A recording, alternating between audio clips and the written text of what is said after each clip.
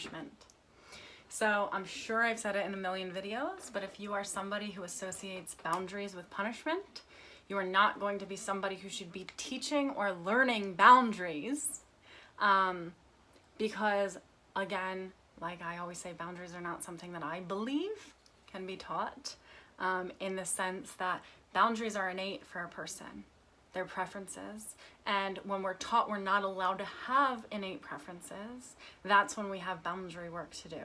But what happens is a lot of us that have issues with boundaries, we try to set them from a frequency in which we're wobbling, which we don't really mean the boundary, because we're not all in ourselves in owning and standing and saying, this is my preference, this is what's real for me. We wobble and go, well, I don't know if I can say that.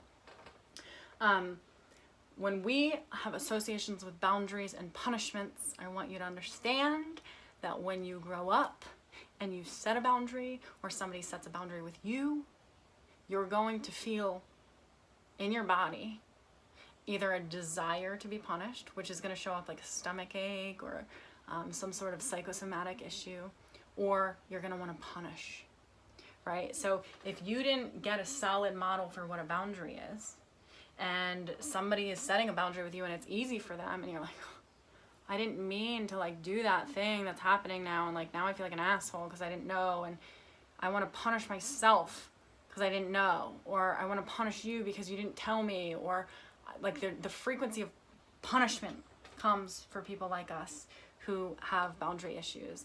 And I want to say that, I mean, still to this day, when I set a boundary, my stomach will hurt for a day. I mean, it's practice. It is practice, and it gets easier and easier, but it's very uncomfortable for people who were not gifted boundaries in a way where somebody showed us what boundaries look like with their own authority.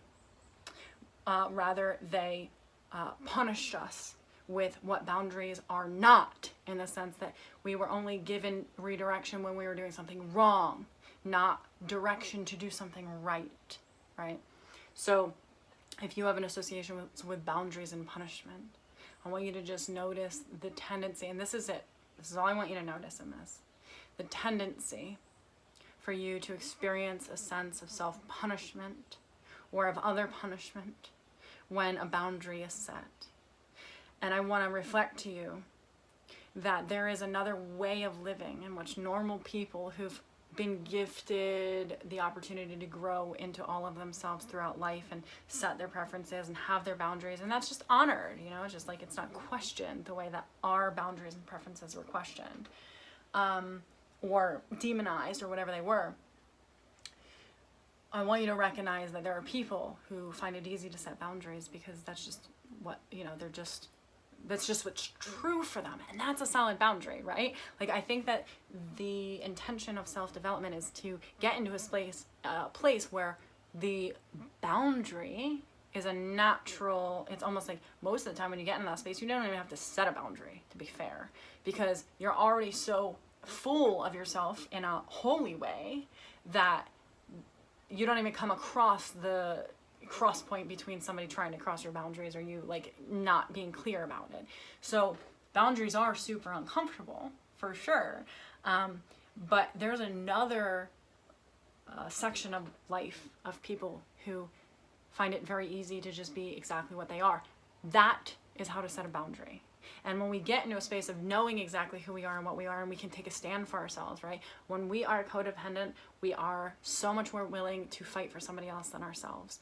We're so much more willing to care about somebody else than ourselves.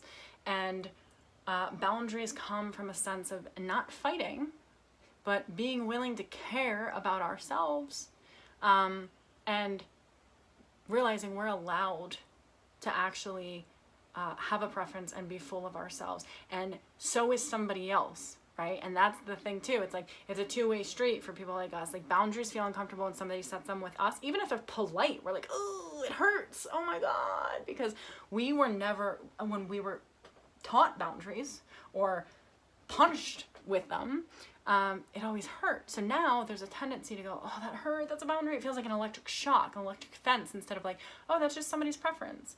Healthy people go, oh, that's just our preference. I'm going to honor that. We go, oh my God, they're electrically shocking me, or I'm electrically shocking them. And they're like, no, I'm not really shocked by you. I really don't give a fuck. Thanks for letting me know about your preference, right? Healthy people would do that.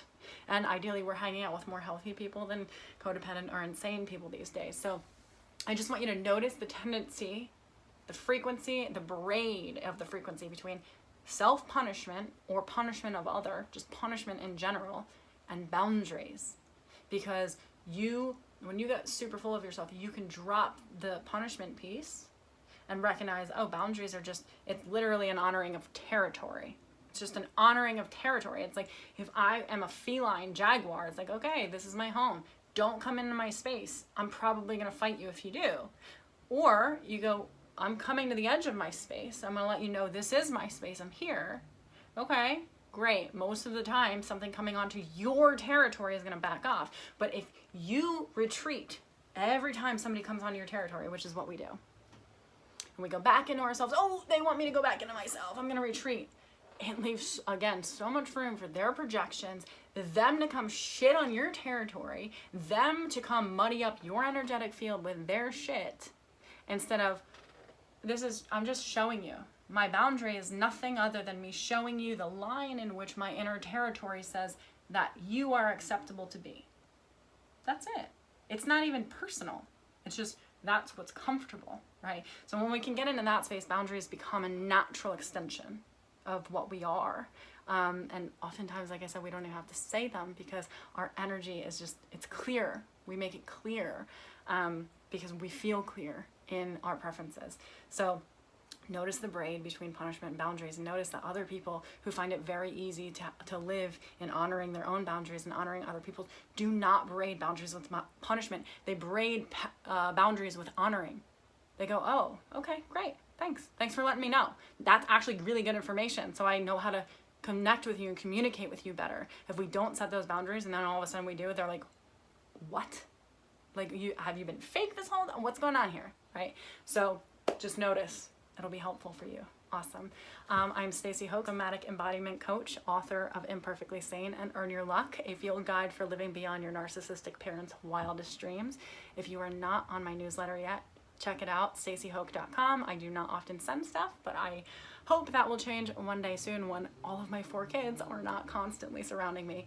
I don't hope that changes one day soon though. So, like, subscribe, please subscribe if you dig the content. It's so good to see you here today, and I look forward to seeing you soon.